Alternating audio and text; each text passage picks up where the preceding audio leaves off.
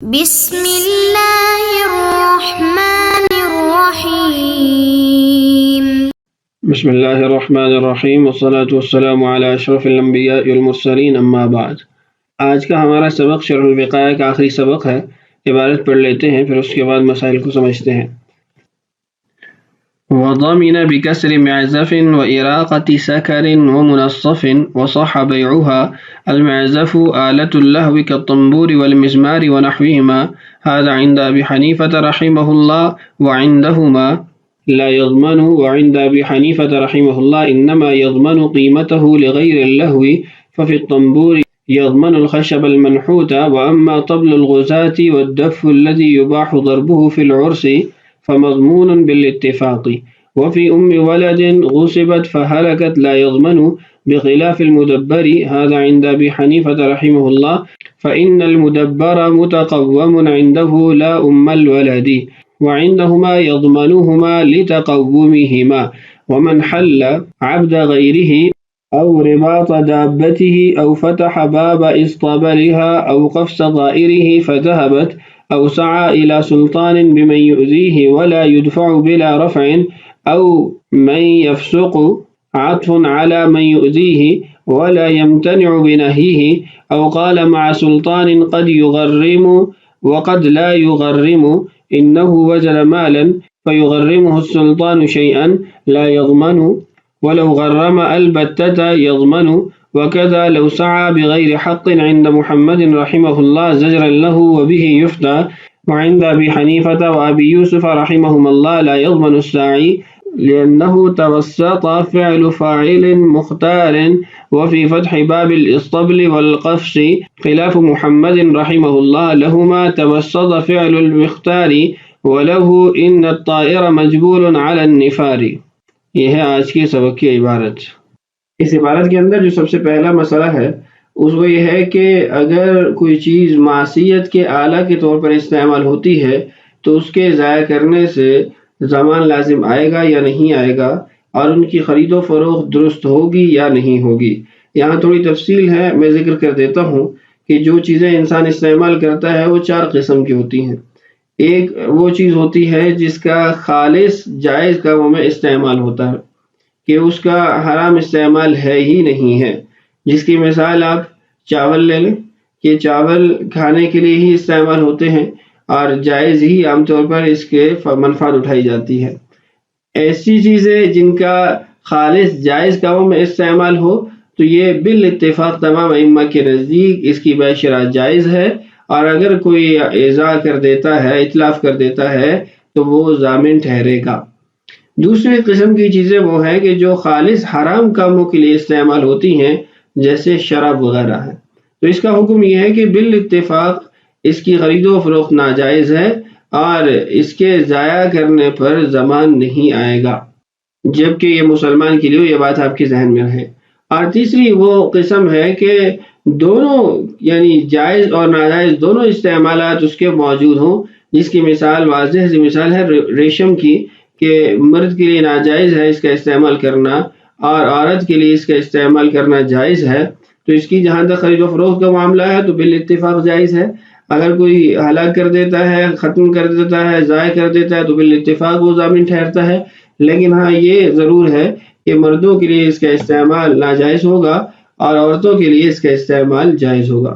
چوتھی قسم کی وہ چیزیں جس کا اغلب استعمال تو ناجائز کاموں میں ہوتا ہے لیکن جائز استعمال بھی ہو سکتا ہے، یعنی عام طور پہ اس کو ناجائز کاموں کے لیے، معصیت کے لیے استعمال کیا جاتا ہے لیکن اس سے جائز منفعت بھی اٹھائی جا سکتی ہے۔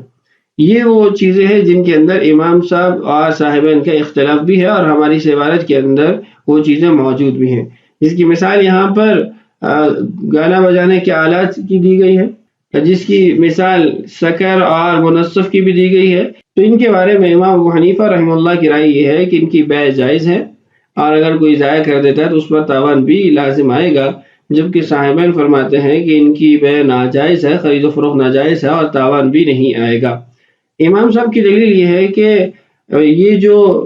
آلات لہو و لعب ہیں، کھیل کود کے عرصہ معصیت کے آلات ہیں، ان کا توڑنا ضائع کرنا یہ سلطنت کا کام ہے، یہ بادشاہ کا کام ہے نہ کہ عوام کا کام ہے۔ تو عوام تو اپنی زبان سے ہی منع کر سکتے ہیں، عوام کو یہ اختیار نہیں کہ اس چیز کو ضائع کر دیں۔ تو اس لیے اگر ان کو یہ اختیار نہیں دیا گیا تو ان کی طرف سے اگر ضائع کی جاتی ہے تو ان پر زمان آئے گا۔ اب ایک بات یہاں یہ رہ جاتی ہے کہ زمان پھر کس نوعیت کا آئے گا؟ تو امام صاحب فرماتے ہیں کہ زمان جو یہاں پر لازم آئے گا وہ ایسا نہیں ہے کہ تیار شدہ جو آلہ ہے اس کا زمان آئے گا، یہ جو تیار شدہ چیز ہے، بلکہ زمان جو آئے گا وہ اس کی جو لکڑی ہے یا جو اس کے اندر میٹیریل استعمال ہوا ہے اس کا زمان آئے گا، جتنی اس کی قیمت بنتی ہوگی وہ قیمت ادا کی جائے گی۔ عبارت پڑھ کے وہیں پر مسائل کی کچھ وضاحت دیکھ لیتے ہیں۔ فرماتے ہیں وَضَامِنَ بِكَسْرِ مِعْزَفٍ، اور ضامن ٹھہرے گا اگر کسی کے گانے بجانے کے کسی آلہ کو توڑا۔ وَإِرَاقَةِ سَكَرٍ، یہ سکر ہے، سین اور کاف دونوں کی فتحہ کے ساتھ بغیر تشدید کے۔ سکر اور منصف ان کے بہانے پر بھی زمان آئے گا۔ سکر کہتے ہیں کہ النَّيُّ مِن مَاءِ الرَّطْبِ إِذَا اشْتَدَّ، جب کچی کھجوروں کا پانی وہ سخت ہو جائے، اس نوعیت کا جو نشاور مشروب ہوتا ہے اس کے بہانے سے بھی زمان آئے گا امام صاحب کے نزدیک۔ ومنصف، اور منصف کے بہانے سے بھی اس پر زمان آئے گا۔ منصف کہتے ہیں ما ذهب نصفه بالطبخ، ایسا مشروب جس کو پکانے سے اس کا آدھا حصہ ختم ہو جائے، آدھا حصہ اس کا یعنی بھاپ بن کے اڑ جائے۔ امام صاحب کے نزدیک اس کا بھی تاوان آئے گا، زمان آئے گا۔ وصح بیعها، اور ان کی خرید و فروخت بھی امام صاحب کے نزدیک درست ہے۔ المعزف آلۃ اللہو کالطنبور والمزمار ونحوہما، معزف یہ لہو کا آلہ ہے جیسے طنبور ہوتا ہے، مزمار ہوتی ہے، اس جیسی دیگر چیزیں۔ ھذا عند ابی حنیفہ رحمہ اللہ، یہ تمام تر تفصیلات امام صاحب کے مذہب کے مطابق ہے۔ وعندہما، اور صاحبین کا مذہب یہ ہے، لا یضمن، وہ ضامن نہیں بنے گا۔ صاحبین جو عدم زمان کا حکم لگا رہے ہیں اس کی وجہ یہ ہے کہ رسول اللہ صلی اللہ علیہ وسلم نے ارشاد فرمایا کہ مجھے تو مزامیر کے توڑنے کے لیے اور خنزیر کو قتل کرنے کے لیے بھی بھیجا گیا، یعنی میری ذمہ داریوں میں یہ کام بھی شامل ہے۔ وعند ابی حنیفہ رحمہ اللہ، امام ابو حنیفہ رحمہ اللہ فرماتے ہیں کہ انما یضمن قیمتہ لغیر اللہو، جو اس کی بغیر لہو کی قیمت ہے، یعنی اس کی صنعت کے علاوہ اس کی جو قیمت ہے اس کا ضامن ٹھہرے گا۔ مثال یہ دی کہ ففی الطنبور یضمن الخشب المنحوت، کہ تنبور اگر توڑ دیا تو جتنی اس تراشی ہوئی لکڑی کی قیمت ہے اس کا ضامن بنے گا، نہ یہ کہ اس آلہ لہو کا ضامن بنے گا کہ اس کی کتنی قیمت ہے۔ وَأَمَّا طَبْلُ الْغُزَاةِ وَالدَّفُّ الَّذِي يُبَاحُ ضَرْبُهُ فِي الْعُرْسِ فَمَضْمُونٌ بِالِاتِّفَاقِ، البتہ